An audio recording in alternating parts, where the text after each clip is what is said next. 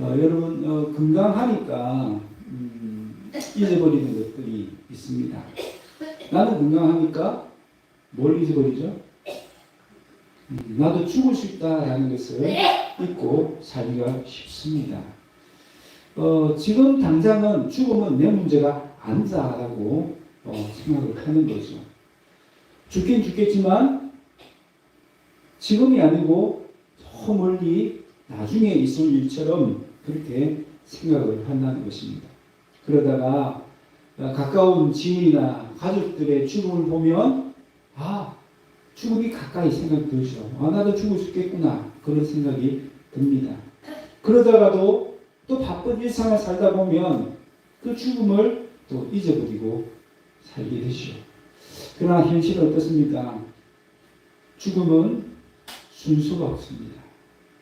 아무리 어제까지 건강한 사람이라도 어떤 사고나 사건을 통해서 혹은 원치 않은 질병을 통해서 갑작스럽게 죽는 경우들이 얼마나 많이 있습니까?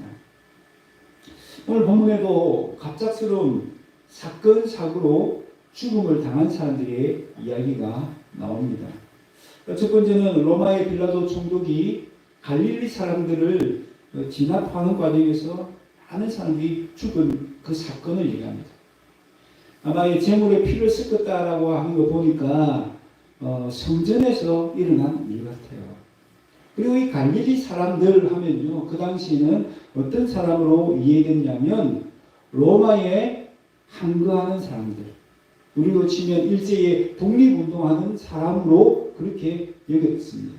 그러니까 빌라도 총독이 이 로마에 반길던 이 갈릴리 사람들을 진압하는 과정에서 많은 사람들이 죽었던 것 같아요. 그리고 두 번째 이야기는 실로암 망대가 와르르 무너지면서 18명이 죽는 그런 불행한 사고에 대해서 이야기합니다. 첫 번째는 어떤 사람들이 예수님께 한 이야기고요. 두 번째 이야기는 예수님이 사람들에게 한 이야기입니다. 그래서 서로 다른 이야기 같은데 예수님이 서로 다른 두 이야기를 통해서 한 가지 교훈을 우리에게 알려주시죠. 공통적인 교훈이 있습니다. 뭡니까?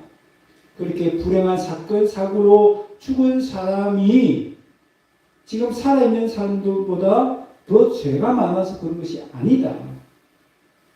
그리고 회개하지 않으면 다 저 사람들처럼 망하게 될 것이다 라고 말씀하셨습니다. 뭘 교훈하고 계시죠? 누구든지 회개하지 않으면 안 된다. 죽을 수밖에 없다. 라는 회개의 필요성을 교훈하고 계시는 것이죠. 그 당시 사람들은 이런 불행한 사건이나 사고를 보면 어떤 생각을 했냐면 저 사람들은 죄가 얼마나 많기에 하나님의 형벌을 받아서 저렇게 되었을까? 그렇게 생각을 했다는 겁니다. 그러면서 어떤 생각을 합니까? 나는 죄가 적어서 살고 있고 저 사람은 죄가 더 많아서 죽었다라고 그렇게 판단을 했다는 것입니다. 예수님은 그런 그들의 잘못된 생각을 고쳐주고 계시죠. 그런 사건 사고로 죽은 것은 그들이 남들보다 죄가 더 많아서가 아니다라고 하면서 누구든지 죄를 회개하지 않으면 저 사람들처럼 다 망할 수 있다라고 일침을 놓고 있습니다. 흔히 사람들은 생각합니다. 나는 도덕적으로 윤리적으로 아무 잘못이 없으니까 깨끗하다, 죄가 없다라고 생각하기가 쉽습니다. 그리고 나는 저런 나쁜 살인자나 또 사기꾼이나 도둑이나 그들과 다르기 때문에 다른 취급을 받아야 된다라고 스스로 생각합니다. 그러나 성경은 어떻습니까? 성경은 분명하게 의인은 없나니 하나도 없다라고 말씀하고 있습니다. 하나님 앞에서는 모든 사람이 다 똑같은 죄인이라는 것입니다. 여러분 50보 100보라는 말이 있죠. 이 말이 무슨 말입니까? 타령한 군인이 100보를 도망갔든지 50보를 도망갔든지 뭐가 똑같아요? 타령한 나쁜 놈이라는 것은 다 똑같다는 겁니다. 많이 도망간 거나 적게 도망간 거 무슨 차이가 있어요? 똑같죠. 마찬가지입니다. 하나님 앞에서 큰 죄인이 있고 작은 죄인이 따로 있는 것이 아니라는 거예요. 작은 죄인이니까 좀 안심하고 큰 죄인이니까 더 큰 벌 받을까 두려워하고 그런 게 아니라는 거죠. 하나님 앞에서는 모두가 다 똑같은 죄인이라는 거죠. 그러니까 우리가 적게 난 죄를 지었으니까 안심하고 또 많이 죄를 지었으니까 더 두려워하고 그런 문제가 아니라는 거죠. 누구든지 다 죄인, 누구든지 죄인이기 때문에 뭐가 필요하다? 회개가 필요하다는 것이죠. 회개 없이는 이게 다 망할 수밖에 없다라고 예수님이 긴급하게 또 회개의 필요성에 대해서 강조해주고 있습니다. 여러분, 자살하는 사람들은 흔히 어떤 생각을 합니까? 왜 자살하죠? 죽으면 다 끝이다. 죽으면 이 세상에서의 모든 슬픔과 아픔과 고통이 다 끝난다. 그러니까 죽고 말지. 여러분, 스스로 목숨을 끊는다. 얼마나 어려운 일입니까? 얼마나 두려운 일입니까? 그런데도 하는 이유가 뭐죠? 죽으면 끝이다 라고 생각하기 때문에 그런 결단을 내리는 거죠. 그러나 성경은 어떻습니까? 죽으면 끝이다 라고 말씀하시나요? 그렇지 않습니다. 이베소 9장 27절 말씀 우리 같이 한번 읽겠습니다. 시작. 한 번 죽는 것은 사람에게 정하신 것이요 그 후에는 심판이 있으리니. 아멘. 죽으면 끝이다? 아니죠. 그 후에는 뭐가 있다? 죽음 이후에는 심판이 있다는 것입니다. 심판이 있다는 말은 무슨 말이죠? 그 심판의 결과가 있다는 것이죠. 그 결과에 따라서 영원히 하나님 품 안에서 참된 행복과 만족과 기쁨을 누리는 삶이 있는가 하면 그 심판의 결과에 따라서 영원히 꺼지지 않는 불못에서 영원히 고통과 아픔과 슬픔 가운데 살아가는 그런 삶이 있다는 것이죠. 그럼 우리는 이 짧은 세상보다 죽음 이후의 영원한 세상을 더 잘 준비해야 합니다. 여러분, 우리나라는 입시 제도가 참 인생을 결정하잖아요. 그래서 많은 부모님들이 학생들이 이 입시에 목을 맵니다. 왜냐하면 이 시험 하나에 따라서 직업이 결정되고 또 미래의 삶이 달라질 수 있다 생각하니까 거기에 목을 매는 거죠. 여러분, 그 짧은 인생을 위해서도 이 시기가 정말 중요하다고 생각하고 공부에 열중하는 것처럼 여러분, 우리 영혼의 세계, 죽음 이후의 세계가 여러분 이 짧은 인생과 비교가 되지 않잖아요. 우리는 100년 살면 많이 산다고 하지만 이 영원한 세상에서 보면 100년은 아주 작은 시간이죠. 짧은 시간이죠.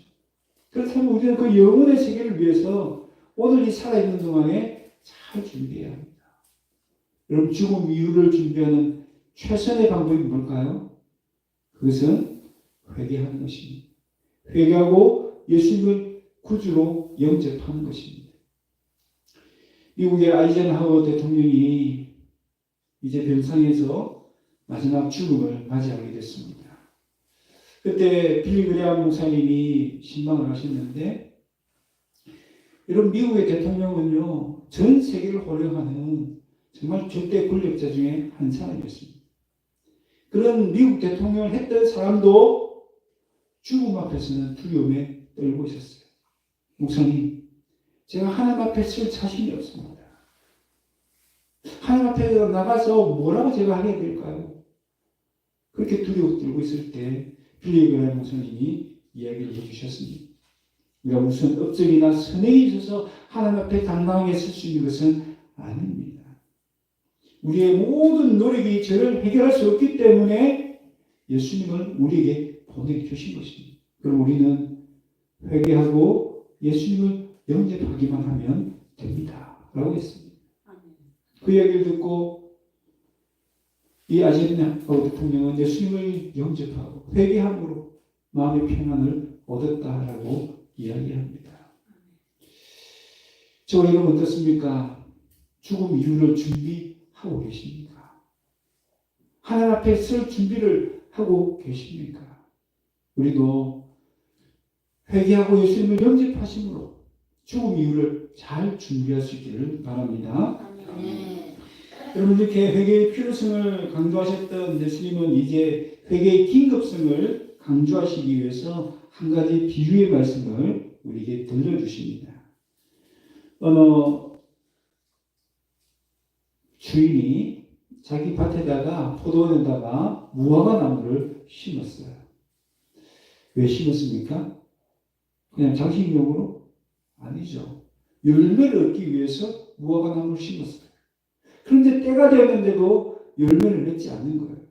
그냥 땅만 찾아가 있고 그 땅만 버리고 있는 것입니다. 주인이 결단을 내립니다. 이제 저걸 잘라버리자. 그래서 일꾼에게 시켰어요. 저거 잘라버려. 그랬더니 그 일꾼이 뭐라고 얘기합니까? 아, 주인이 딱 1년만 여유를 주세요. 자, 그 1년 동안에 열심히 땅도 파고 거름도 주어서 열매를 맺도록 하겠습니다. 만약 1년이 지나도 열매를 맺지 않으면 그때 가서 찍어 버리시다 라고 애원을 하고 간청을 합니다.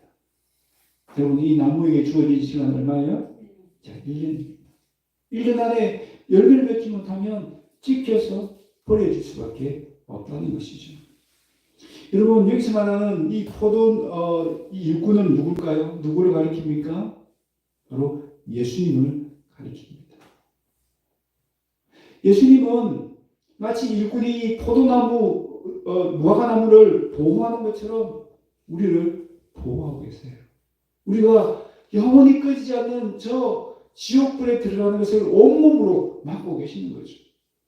십자가를 지심으로 우리가 지옥불에 떨어지지 않을 수 있도록 그 심판에 이르지 않을 수 있도록 막고 계시는 겁니다. 그리고 딱 1년에 뭘 주시는 거죠? 회개할 수 있는 기회를 주시는 거죠. 여러분, 예수님이 얼마나 절박한 심정으로 이야기하고 있는가 이 비유에서 잘 알 수 있죠. 주일이 딱 1년입니다. 1년만 제게 시간 주십시오. 여러분, 이런 절박한 심정을 가지신 예수님의 마음을 우리가 헤아릴 수 있어야 될 줄로 믿습니다. 네. 여러분, 예수님이 이렇게 절박하게 1년을 요구하셨는데 우리도 그런 마음으로 1년을 지내야 되지 않겠습니까? 여러분, 우리가 지금 살아있는 시간은 어떤 시간을 보내는 겁니까? 이 시한부 인생 1년의 시간을 살고 있는 거예요. 열매 맺을 수 있는 기회의 1년을 우리가 보내고 있는 거예요. 그 1년 사이에 열매 맺지 못하면 어떻게 된다고요? 예수님도 어쩔 수 없는 겁니다. 우리가 회개하고 열매 맺지 않는 삶을 살면 예수님도 그때 가서는 어쩔 수 없이 지옥불에 우리를 보낼 수밖에 없다라는 얘기를 오늘 얘기를 하고 있는 것입니다. 여러분, 회개는 때가 있습니다. 기회가 있습니다. 살아있을 때가 그 기회고요. 그 기회를 놓쳐버리면 아무 소용이 없는 것입니다. 여러분, 중국에 편작이라는 유명한 명의가 있습니다. 죽은 사람도 살린다라는 그런 소문이 날 정도로 아주 뛰어난 의사였습니다. 이 사람이 어느 날 제나라를 방문했는데 그 왕후가 그를 궁으로 초청해서 대접을 아주 융숭하게 잘 해주었습니다. 대접을 잘 받고 고마웠던 이 편작이 왕후의 진맥을 봐주었습니다. 그런데 맥이 이상한 거예요. 그래서 이 편작이 왕후에게 얘기했습니다. 빨리 이 치료를 하지 않으면 큰일 납니다. 그랬더니 이 왕후가 이 편작을 무시하는 겁니다. 무시하면서 뭐라고 얘기하냐면 나는 건강한데 건강한 나를 고쳤다라고 소문을 내서 너 자신을 높이려고 하지 않느냐라고 그렇게 편작을 무시해버렸습니다. 그래도 일주일이 지나서 다시 한 번 더 편작이 찾아가서 왕후를 진맥을 봐주고 또다시 치료를 권고했습니다. 그때도 왕후는 거절했습니다. 그리고 그 다음 주 일주일 한 번 더 찾아가서 또 똑같이 진맥을 하고 반드시 지금 고치지 않으면 큰일 납니다라고 경고를 했습니다. 그래도 말을 듣지 않는 겁니다. 그리고 마지막으로 한 번 더 진맥을 해줬는데 그때는 편작이 아무 말도 하지 않고 그냥 가버리더랍니다. 편작이 속으로 얘기했습니다. 이미 이 병이 뼛속 깊이까지 박혔으니까 나도 이제 어쩔 수 없다라고 그렇게 가버린 겁니다. 그리고 한 달이 지났는데 갑작스럽게 이 왕후의 건강이 악화되면서 그때서야 이 편작을 찾았어요. 그러나 때가 이미 늦었다는 것을 알았던 이 편작은 이미 다른 나라로 가버린 뒤였습니다. 그리고 얼마 지나지 않아서 왕후는 죽고 말았다라고 이야기합니다. 여러분, 아무리 죽은 사람을 살린다는 명의가 있어도 치료를 거부하면 그 사람은 나을 수 있을까요? 고침받을 수 있을까요? 없어요. 내가 환자임을 알고 내 병을 고칠 수 있도록 의사에게 나를 맡겨야 고침을 받을 수 있죠. 그럼 성경에 보면요, 예수님이 바로 우리에게 영적인 치료를 고쳐주시는 의사라고 말씀하십니다. 우리의 죄를 용서하시고 영혼을 고치실 수 있는 명의가 바로 우리 예수님이세요. 그래서 누가복음 5장 31절에 보면 예수께서 말씀하십니다. 건강한 자에게는 의원이 있을 수 없고 병든 자에게라야 쓸데 있나니. 무슨 말입니까? 여기서 건강하다 병든다라는 말은요, 죄를 인정한다 하지 않는다의 차이입니다. 내가 죄인임을 인정하고 죄를 회개하는 사람이 회개해야만 의원이 있을 때 있다는 것입니다. 예수님이 있을 때 있다는 것입니다. 내가 회개하지 않으면요, 아무리 예수님이 용서하고 싶어도 용서하실 수가 없고, 내가 회개하지 않으면 예수님이 내 죄를 용서하셔서 나를 살릴 수 있는데 그 기회를 놓칠 수밖에 없다는 것입니다. 여러분, 살아있는 지금이, 남은 이 1년이 회개하고 열매를 맺을 수 있는 기회라는 것을 잊지 마시기를 바랍니다. 미국의 어느 목사님이 교회에서 장례식을 치른다고 광고를 했습니다. 그런데 참 신기하게도 누구의 장례인지에 대해서는 이야기를 하지 않는 거예요. 장례식 날이 되었습니다. 사람들이 모여들었습니다. 그때까지도 누구의 장례식이라고 얘기를 밝히지 않습니다. 본당 앞에 관이 모여져 있고 또 죽은 사람을 위한 꽃들이 다 장식이 되어 있었어요.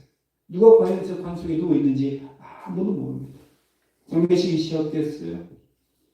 의례적으로 이 장례식을 할 때는 죽은 사람의 어떤 선행이나 좋은 점 이런 어떤 칭송하는 얘기를 하는데, 그날따라 목사님이 그런 얘기를 하나도 하지 않고 그 사람이 살아있는 동안에 사람이라면 지을 수 있는 모든 죄를 다 지은 사악한 사람이기 때문에 이 사람은 영원히 꺼지지 않는 지옥불에 들어갈 수밖에 없는 사람이다라고 그렇게 얘기를 하는 거예요.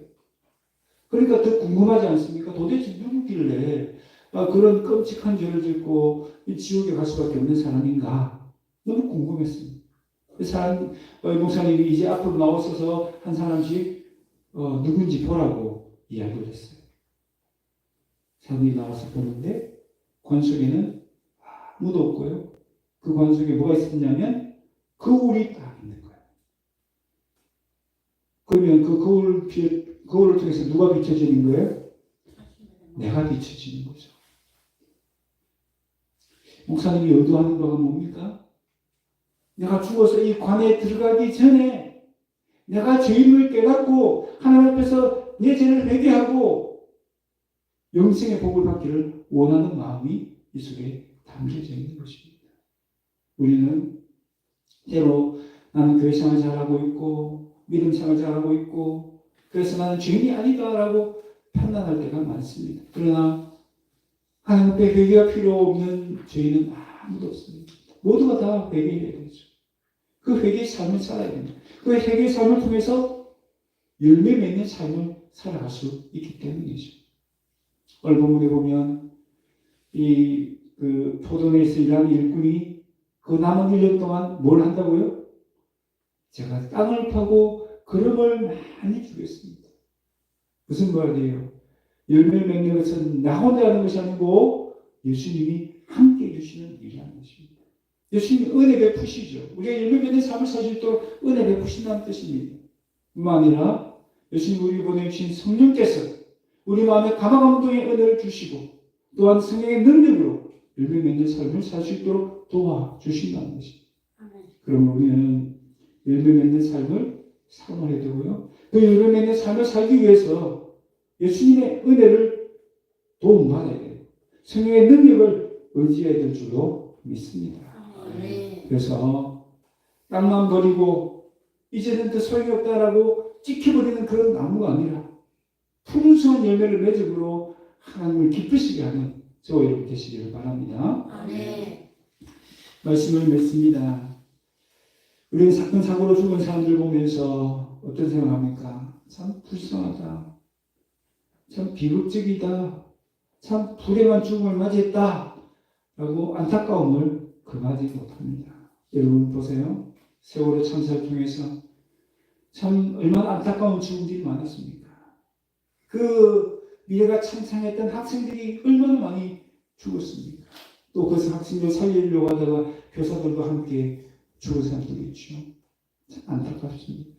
또 이태원 참사 그 젊은이들이 꿈도 펼쳐보지 못하고 참 비참하게 죽어가지 않았습니까? 얼마나 안타깝습니까?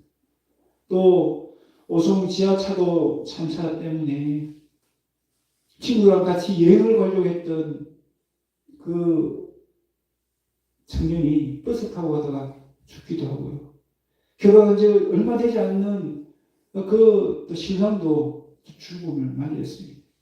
이런 사연 하나하나 더 들어보면 어때요?